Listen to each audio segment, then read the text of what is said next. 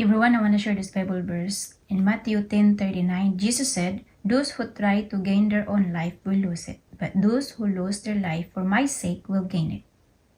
Even if you are the richest person in this world, even if, no matter how you think, how powerful you are, if you don't have Jesus Christ in your life, you will lose it, no matter how you fight.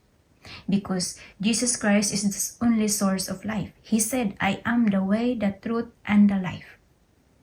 So you're not just gonna lose your life in this life, but also in eternal life. Because it's impossible for you to live without Jesus, because He's the only source. But if you lose your life for His sake, you will find it in eternity with Him forever. I remember 5 years ago when I had my heart attack, I entrust my whole life to Jesus. I said, "Lord, if my time is done and I am ready to be with you, my mission is over, have your way, Lord, because you are the source of my life. I give it all to you. I leave it all to you."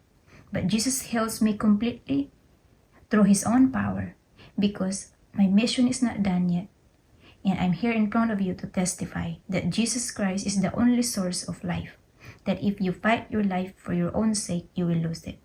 But if you lose your life for Christ's sake, you will find it.